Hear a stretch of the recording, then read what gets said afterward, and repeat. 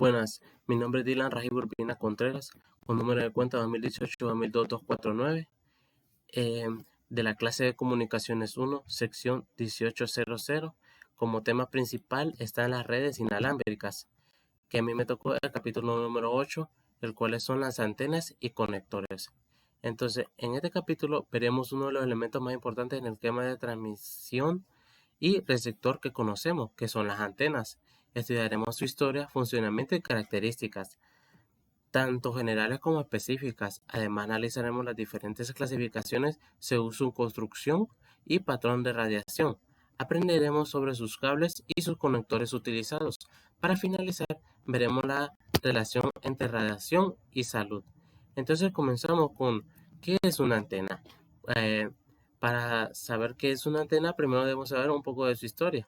Que el primer sistema de comunicaciones eléctrico fue la telegrafía, introducida en 1844.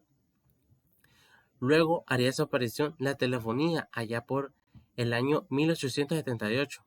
La teoría de las antenas nace a partir de los desarrollos matemáticos de James C.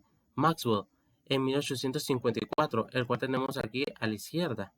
De ahí los experimentos de Heinrich R. Hertz en 1887 corroboraron la teoría de Maxwell.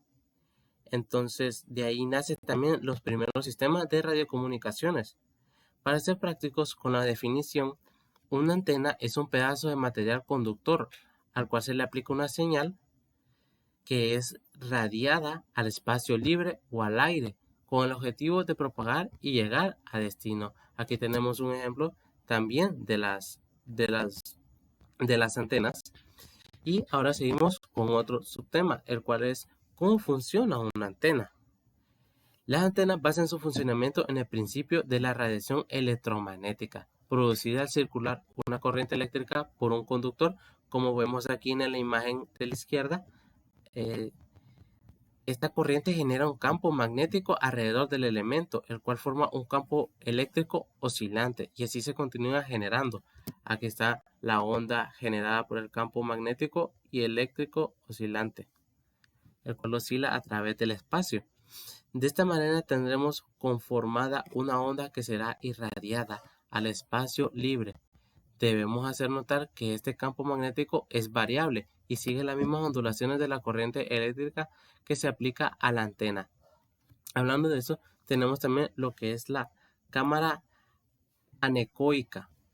Una cámara anecoica es una sala diseñada para absorber el sonido que indice sobre las paredes, el suelo o el techo de esta. Las cámaras radiofrecuencias son recintos con un blindaje metálico. Básicamente consta de dos partes fundamentales. El blindaje metálico, que puede ser la jaula de Faraday, como la tenemos a la izquierda, y los materiales absorbentes electromagnéticos, como la jaula de Faraday, como lo acabo de mencionar.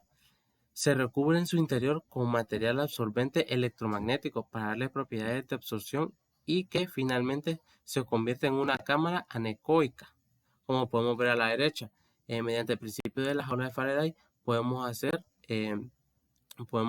cámaras anecoicas, que está como un ejemplo el de la derecha.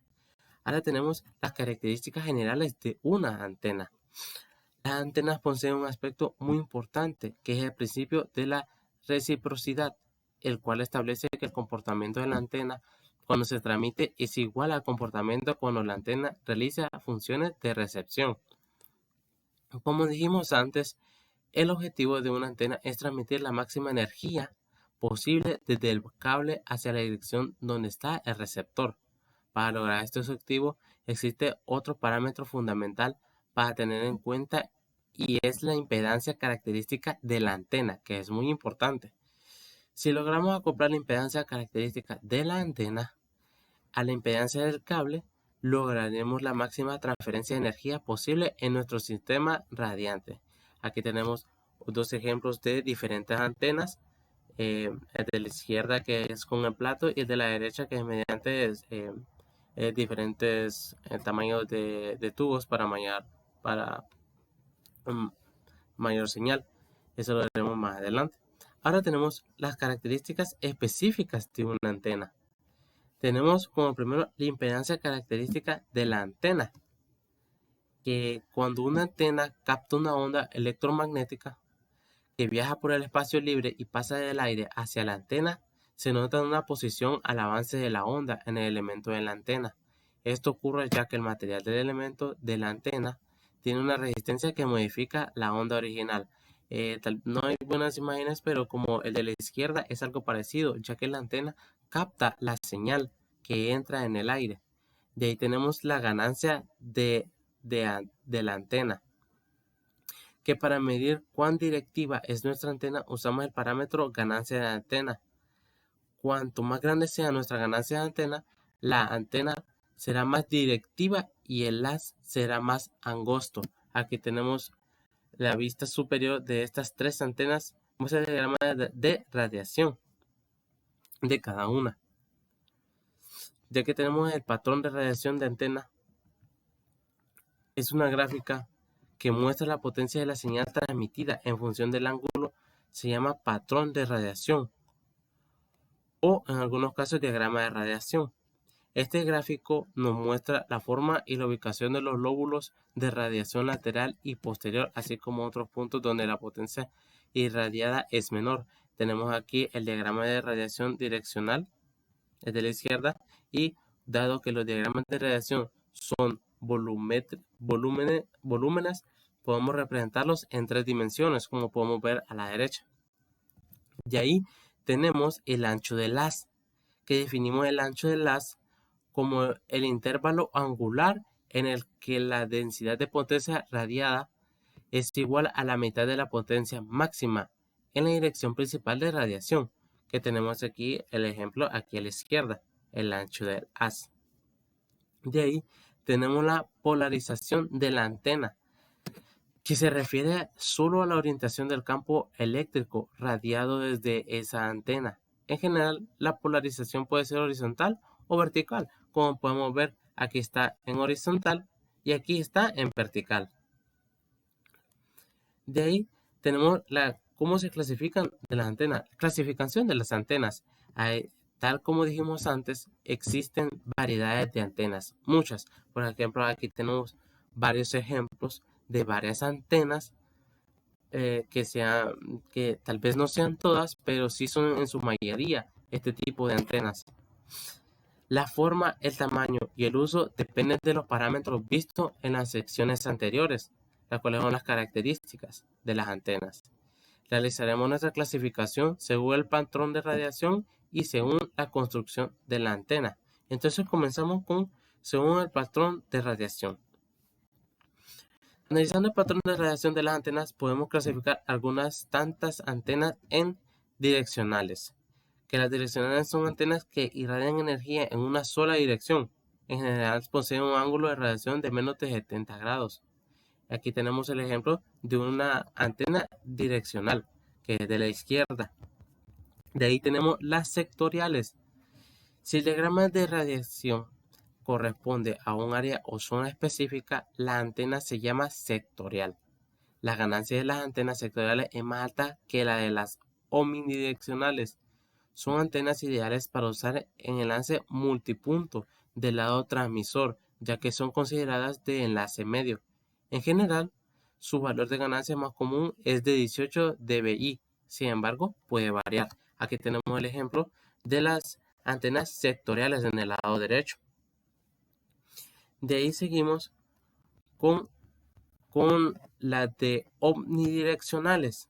Tal como describimos antes, estas antenas son las que irradian energía en todas las direcciones. Por esto se dice que su ángulo de radiación es de 360 grados, lógicamente, en el plano horizontal, o sea, en forma de círculo.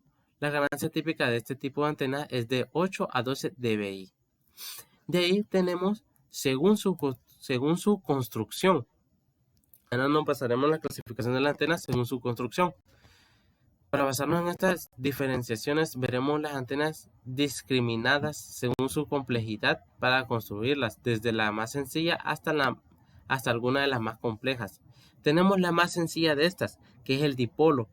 Es una antena muy sencilla de construir para implementarla en una gran variedad de frecuencias. Básicamente está conformada por dos trozos de material conductor. Aquí está, esta es una antena de dipolos, el de la izquierda. De ahí tenemos una antena biquad. Biquad, que es esta, es de la derecha superior, que para construir esta antena es necesario un alambre de cobre y una base que haga de reflector de la señal. Así se obtendrá una antena direccional de fácil construcción que nos provee una ganancia cerca a los 11 dBi.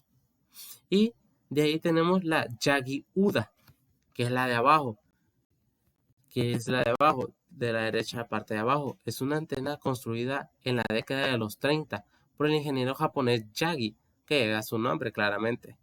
Esta antena es uno de los modelos más encontrados cuando prestamos atención en las antenas utilizadas, dada su facilidad de construcción.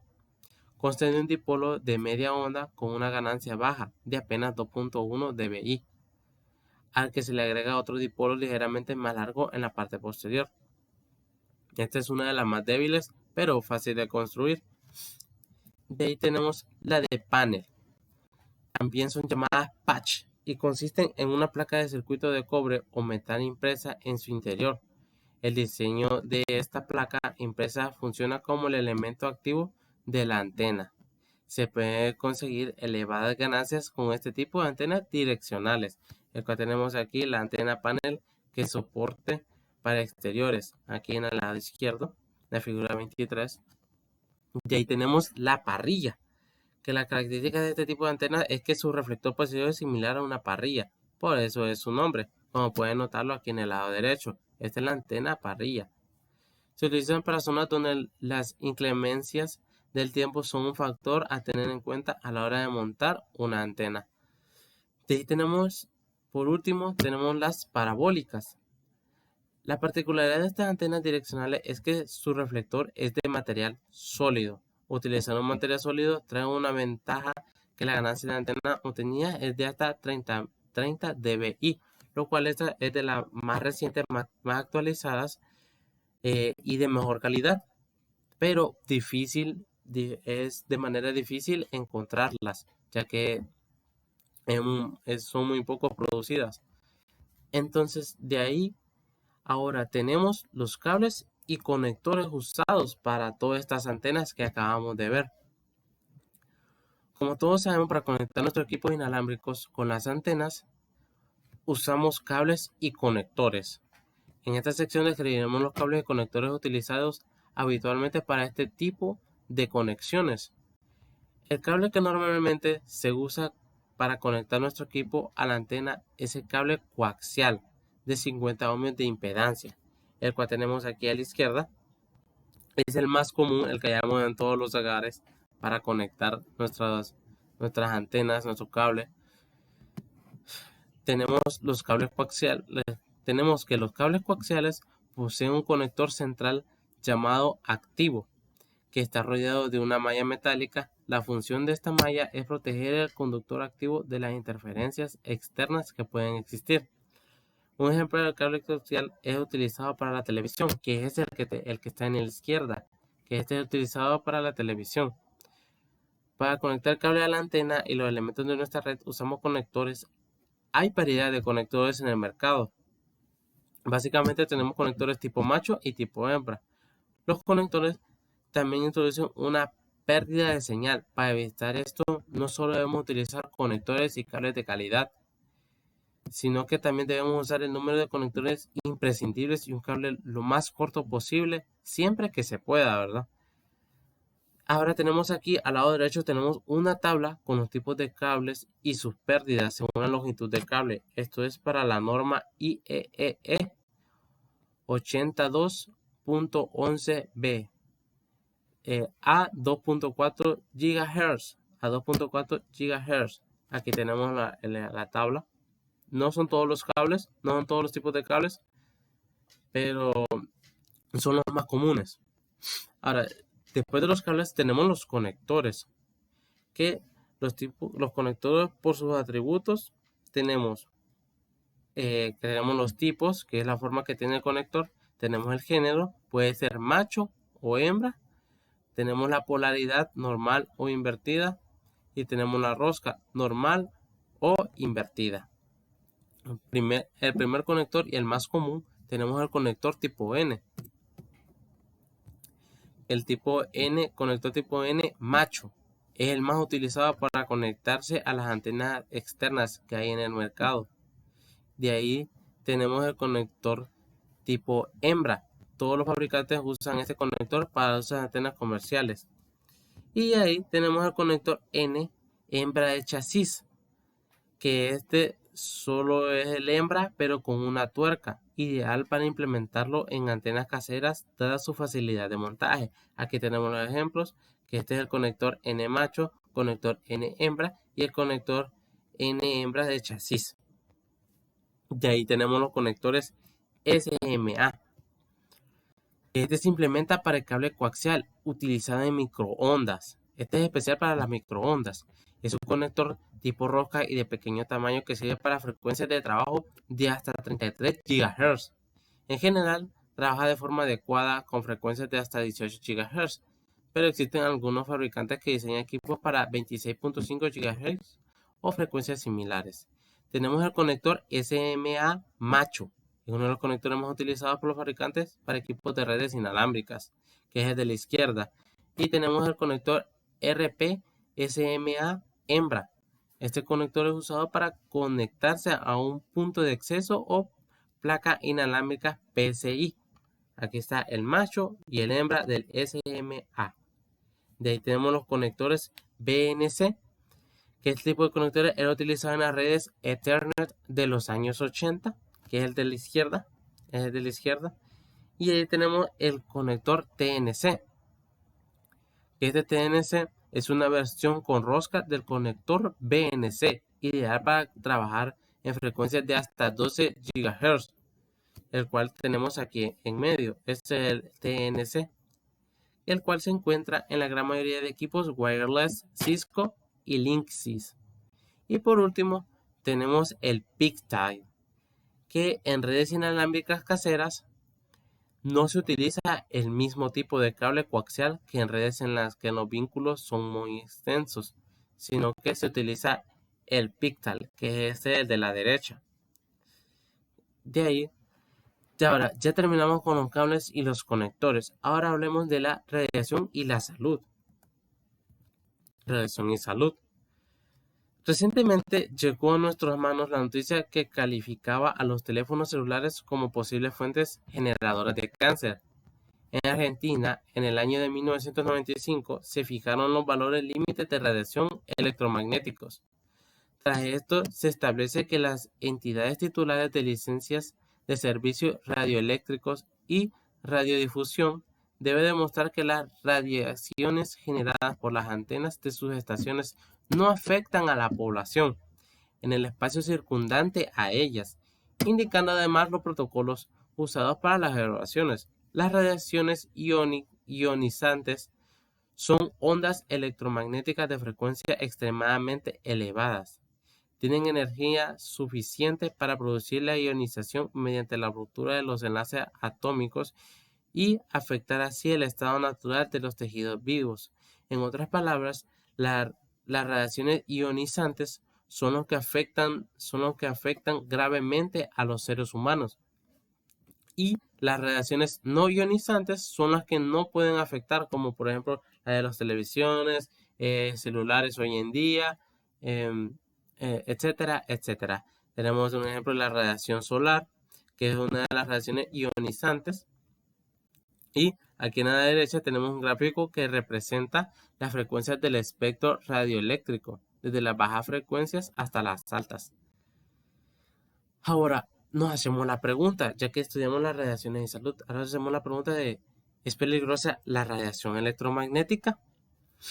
Como dijimos antes, el peligro depende del tipo de radiación y la dosis que el ser humano reciba. Si una radiación puede romper las moléculas de nuestro cuerpo, entonces se considera nociva.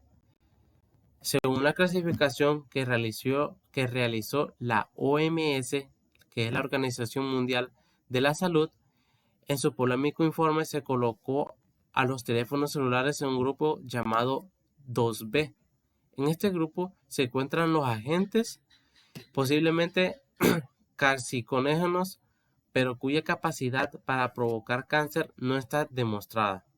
De esta forma podemos decir, a modo de prevención, ya que ningún estudio nos da seguridad para indicar si son malas para la salud las ondas electromagnéticas originadas por celulares.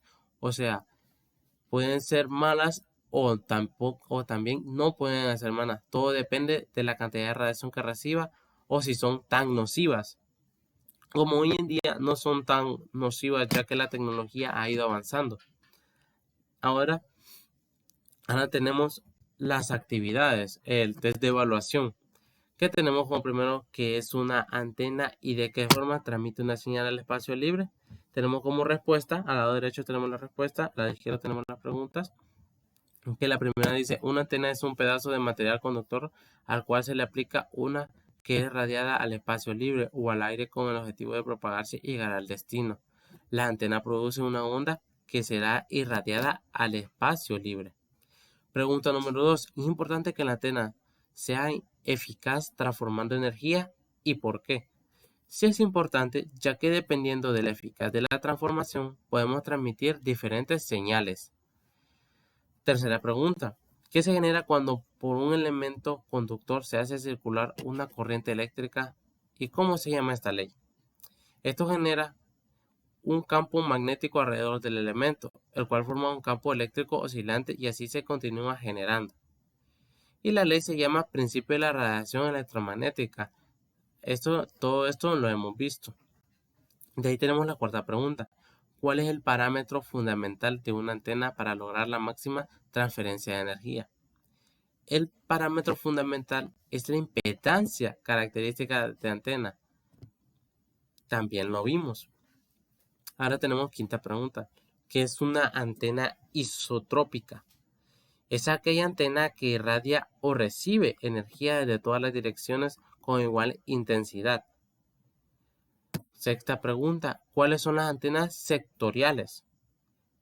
Son antenas que poseen mayor ángulo de irradiación que las antenas direccionales. De esta forma tienen corto alcance ya que no se proyectan hacia adelante. Séptima pregunta. ¿Qué cable coaxial es recomendado usar para conexiones inalámbricas caseras de 2.4 GHz? El cable más utilizado para conexiones caseras es el famoso cable coaxial RG58. Tenemos octava pregunta. ¿Qué diferencia física existe entre un conector BNC y un TNC? La diferencia física es que el TNC es una versión de rosca del BNC. Tenemos la novena pregunta. ¿Qué es un pictal y para qué se utiliza? Es un cable coaxial de corta longitud que tiene un conector en cada punta. Se utiliza para vincular dispositivos inalámbricos y antenas o cables de largo alcance. Y como última pregunta, tenemos cuál es la principal diferencia entre radiaciones no ionizantes y las ionizantes. Las principales diferencias es que las ondas que son capaces de romper moléculas se llaman ondas ionizantes, mientras que las que no lo logran hacerlo son las no ionizantes. Y con esto termino mi tema, mi exposición. Muchas gracias. Espero les haya gustado y hayan comprendido todo lo de las antenas y conectores. Gracias.